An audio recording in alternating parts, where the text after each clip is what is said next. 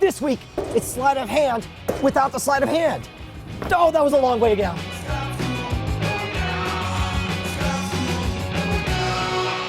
This episode of Scam School brought to you by Jack Threads and Squarespace.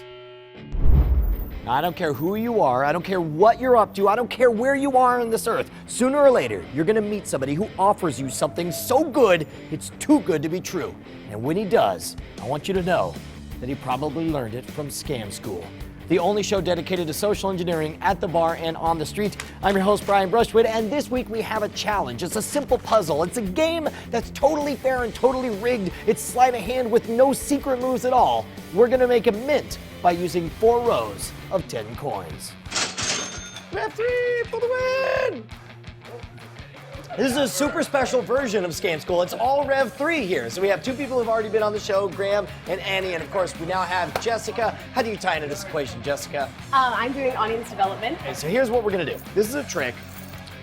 I honestly don't know how this is gonna work out. This is one that I read about, but when I read it, I thought, well, that's silly. It can't be that simple. And then I tried it. And the first person I did it for totally blew her mind. And then I tried it again. And it blew the next guy's mind. And then so on and so on. And then I decided, you know what? This may in fact be one of the awesomest tricks we have ever taught in Scam School. So you'll notice I'm setting out a bunch of, oh, what are you doing? You stealing my money? I need to be the meter. I need to be the meter. No, here, I'll give you money later. I'll pay you for your appearance. So here's what I'm doing. I'm setting up 4 rows here. Now I'm gonna assign each of us a row because we're each gonna count a row. Real quick. Graham, this will be your row. Jessica, this will be your row. Annie, this is your row, and this last one is my row. So real quick, everybody count how many's in your row. All right? Graham, how many in row number 1? 10. Jessica, how many in row number 2? 10. 10. Annie, how many in row 3? 10. And of course we have 1, 2, 3, 4, 5, 6, 7, 8, 9, 10. So we got 4 rows with 10 each. And if I remember my grade school math correctly, 4 times 10 is how much, Graham? 30. We're good. All right, now here's what we're gonna do. Do me a favor, Jessica. Take that quarter and place it anywhere you want, in any pile. You notice we have discrete piles throughout the rows here. Place it in any pile you want. All right, now, I want you to watch my hands. You notice no sleeves here. We'll see if you can pick up on the sleight of hand because I'm gonna take this row. Well, you said it right there, right? Okay, that's the one I'm not gonna touch. All right, I'll touch all the others. I'm gonna take these 2 and swap them over here. I'll take the 1 for the 2. I'll move these over here just like so. I'll move this right here, and I'll swap this over here. And in fact, I'll move 1 there and that one right there. Everybody count your rows. Graham, how many? 10 now. Jessica, how many? 10. How many? 10. And of course, 1, 2, 3, 4, 5, 6, 7, 8, 9, 10. Here, try it again. Graham, your turn. Oh, interesting. You're gonna mess me up that way. Well, if that happens, I'm gonna move. Actually, yours is the one I'm not gonna touch. I almost messed up my own rule here. I'm gonna take these 2. I'll swap the 3 for the 1, the 2 for the 1, the 2 for the 2 right over here. And then, what are you doing? You're already counting. You gotta wait until I'm done. I'll swap these over here. I'll move this right here and that right there. Everybody count your rows. Graham, how many in this row? 10. Jessica? 10.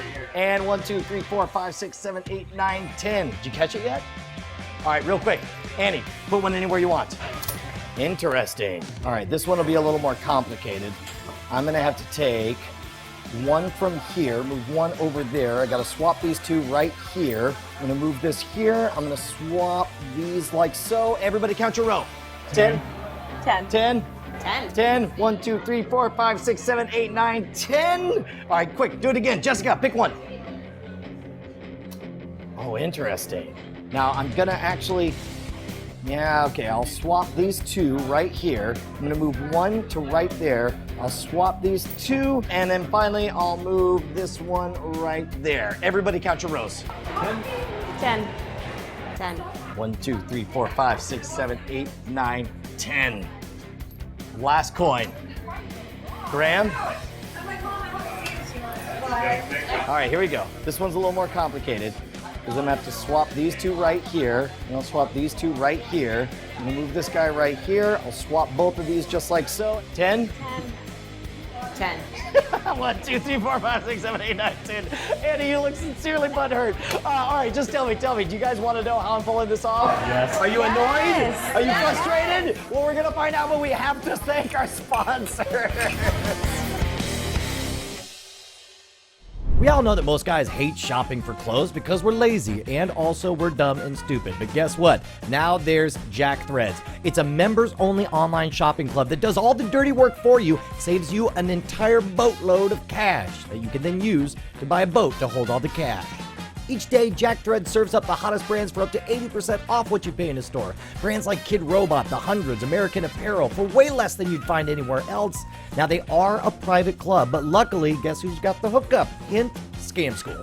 Go to jackthreads.com/scam and you can become a member right away. And did we mention that it is free to join? So hit up jackthreads.com/scam and you'll instantly start saving without having to leave the house. Because you're lazy. All right, so where's your brains right now? Because I I'm saw wondering some if there's a seriously. hole or something. I know. I have no idea. Where you're putting all these coins. The first I was time I ever staring at did your this, hands. the first time I ever did this, the first question the guy asked was like, "Can you do it standing up, away from the table, with your arms up?" Yeah. Okay, so here's what's great about this trick: is number one, the first time you do it, I on purpose move fast and I do a lot of shuffling around. That's to make you think that it's probably some kind of sleight of hand. And the first time it happens, everybody counts, and then there's no coin in my hand. You think, okay, he ditched the coin. Now I'm gonna watch his hand. You do it again the second time, and this time there's no, you can make sure your sleeves are rolled up and you stand up tall, so there's no way that you could be actually hiding the coin. The third time you do it, then it's best to actually start slowing down. Here, let's do it again. We haven't changed the coins at all. Let's do it one more. Yeah, we'll use pennies because that's all I got. I'm cheap now. Add a coin anywhere you want in the entire board. All right, now watch this. I'm rolling up my imaginary sleeves, right? I'm gonna take these two, I'm gonna swap them here. I'm gonna leave your penny right here, so you know I'm not stealing your penny. I'm gonna take these two, swap them right here. I'm gonna take one from this, move it over here. I'll take one from this, move it over here. Everybody count your coins. 10, 10, 10, 10. 10. We can do it again, even slower. Here, pick one again. Go for it, Graham. All right. Super slow. Ready? I'll take these two, swap them here. I'll take one from here, put it down here. I'll steal that penny from before and add it to this pile. I'm gonna move one of these right here and one of these right here. Everybody count your pile. 10, of course. 10. All right, let me show you the setup for this and explain the principle of why it works. There's a very specific way you need to set it up to begin with. You need to set up 4 in one corner, 3 in the next corner, 4 in the next corner, and 3 in the next corner. You with me so far? Then you set up inside, you set up 2 piles, one with 2 and the other with 1. Again, one with 2, the other with 1. One with 2, the other with 1. One with 2, the other with 1. And now everybody count your piles. Now, one of the things I did is there are 4 of us, so it seemed like a natural fit that I would assign each of you one of these rows. And I make sure to point out that we have 4 rows, 10 coins each. Graham, how many in your row? 9 and 10. Jessica, how many in your row? 10. Annie, how many in your row? 10. Me, 1, 2, 3, 4, 5, 6, 7, 8, 9, 10. So then I say, if I remember my grade school arithmetic correctly, 4 times 10 is? 40. 40. That's the only time I say it, because I don't want people to think again about how many actual coins are here. Do me a favor, Graham. Actually count how many coins are on the table.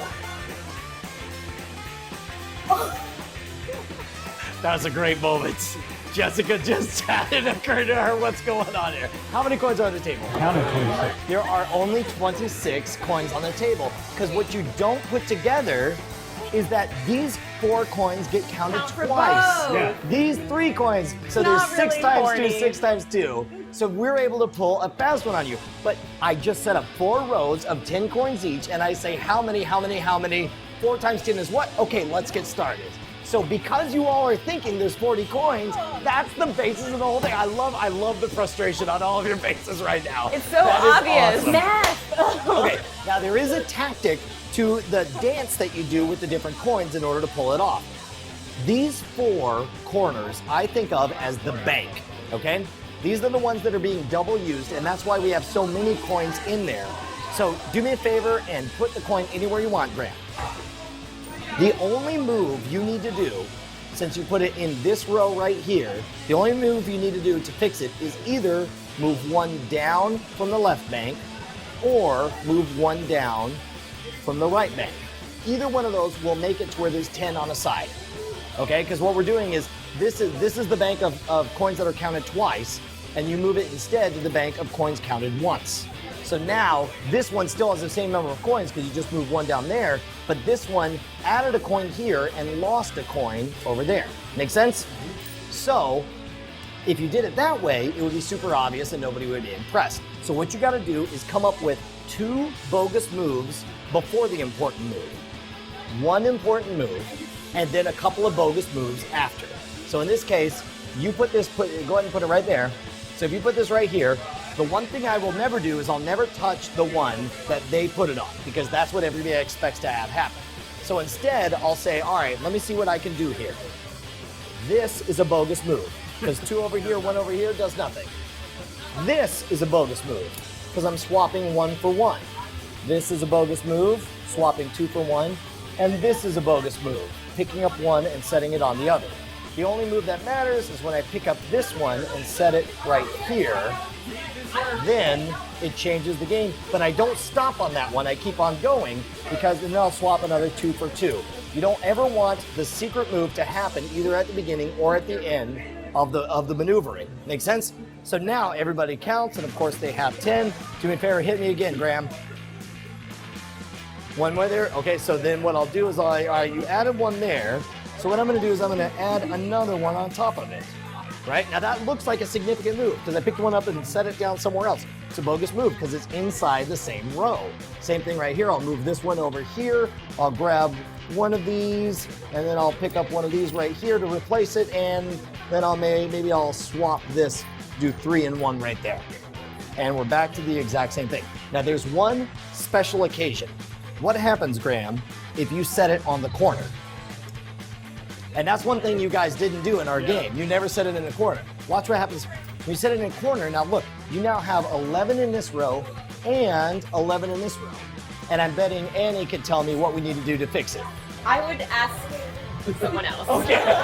Jessica, you got an idea? Are you serious? I have no idea. All right, Graham, I bet you clearly have an idea.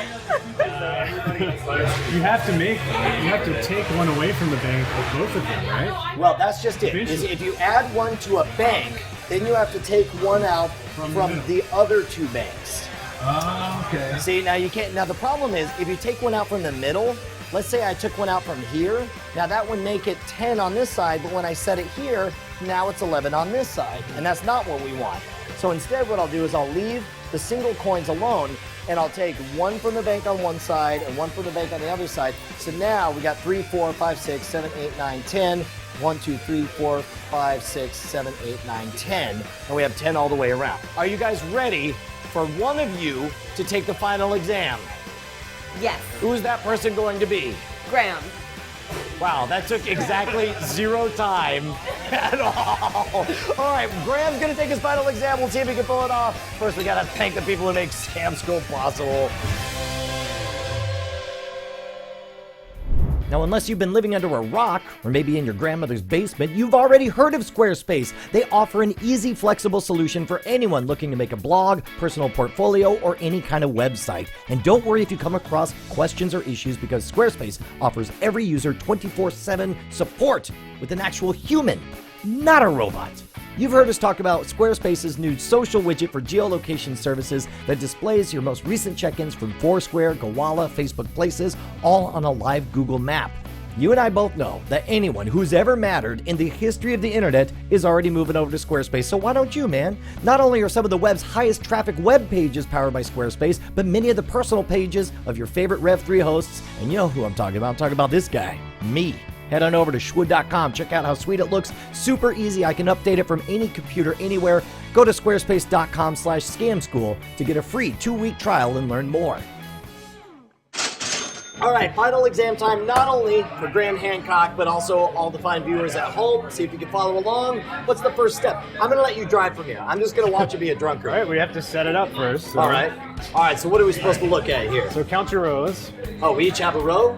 Yep. Why So don't you get this row. All right, got it. Annie, you get this row. Yep. Jessica, you get that one. This one will be mine. All right, I'm going to count mine. I got 1, 2, 3, 4, 5, 6, 7, 8, 9, 10. I got 10 in my row. Yeah, I've got 10.